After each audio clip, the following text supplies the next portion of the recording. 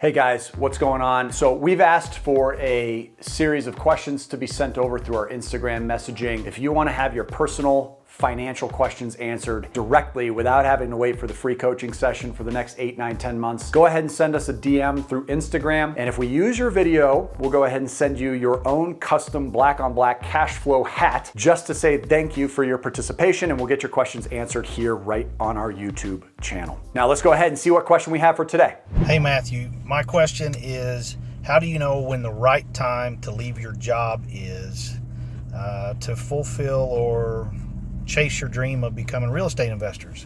That's the question we struggle with.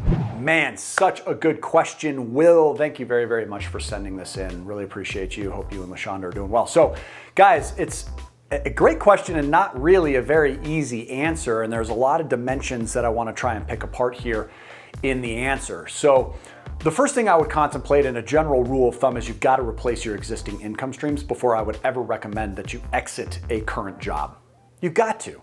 Now, there are a lot of different versions of real estate investing, so I think it's important to acknowledge that since we didn't specify in the question. If you're long-term buy and hold real estate investing, I never really look at that as a cash flow solution. I look at that as a long-term net worth-based investment. And over 20, 30, 40 years of owning long-term buy and hold rental properties, you'll be very, very glad that you were purchasing them. But you'll be very sad along the way in terms of their contribution to your leftover net cash flow. Period. That's just the way it works. If you're, say, in retail real estate, where you're actually making sales and you're trying to transition into retail real estate from a different day job, well, really all you're doing by and large is transitioning jobs. I don't think that's what you're talking about here. If I'm not mistaken, you're probably talking about Little Pink Houses of America, which is a great alternative to wholesaling, whereby you're focused on a very niche arena in wholesaling where you can make big windfalls of capital, say $15,000, $30,000, $45,000 every single month. It is a true business that you have to build. Regardless of what you're talking about there, I think we really need to stay business minded, right? So I have to assume your question is related to opening and starting and running and building a business of some kind, whether it's focused on some form of real estate or focused on another type of business.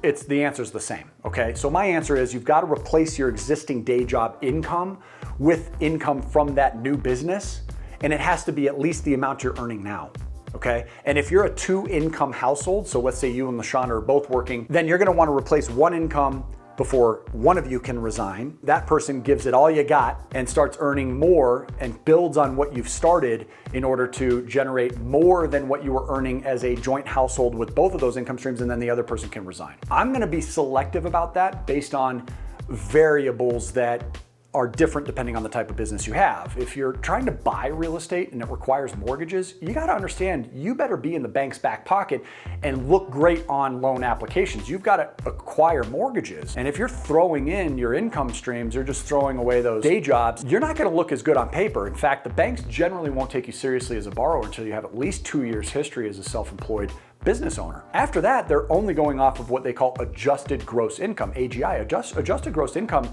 is after your tax deductions. So after all your write-offs, whatever your taxable income level is, that's the number they're gonna be working with. And most self-employed individuals are trying to write off absolutely everything they can. They're trying to zero out, which is in many different ways a mistake. If you're not paying taxes, it becomes really challenging to get access to some of the most popular debt weapons or lending tools that exist. And if your business relies on lending tools like certain versions of real estate investing, you're gonna be up the creek. So the very first thing I would do is replace the person's income who is generally the less lendable of the two. And I would focus on that person then giving all of that time they were committing to their previous day job into that business. And you'll find this amazing compounding effect will take place. What I mean by that is, let's say that you were originally dedicating 20 hours a week of time after hours, right? So you go to work, you come home, you spend time with the family, have dinner, and then after everybody goes to bed, you're working from 9 p.m. until 3 in the morning,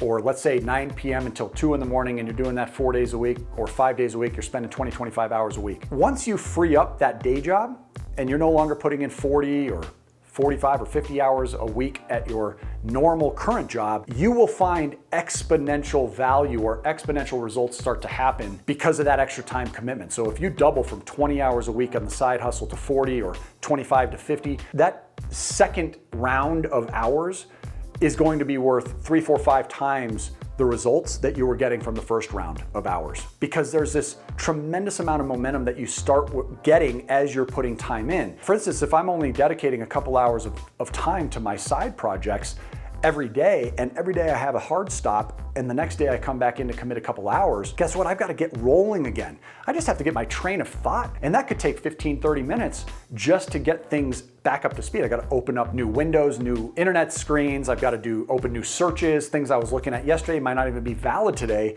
if I'm talking about time-sensitive businesses like real estate. So just keep that in mind as you're going about this. Focus on the less strong borrower first and replace that income, then focus on the stronger borrower secondly. And it may even be worthwhile to consider only relinquishing the final income, the stronger of the two income levels, once you have at least 2 years history as a self-employed borrower, so that you can actually gain ongoing borrowing strength following both parties resigning. I hope this answered your question. If not, let us know. We'll be happy to get back into it. I know this is a super important question for so many people here on the channel, so thank you so much, Will and LaShonda, for offering this question. Great topic. Mike will reach out to get you your black on black cash flow hat, just to offer our gratitude for your time. And guys, if you want your own black on black cash flow custom cap, go ahead and submit a question on Instagram, where we're working to grow to 100,000 followers.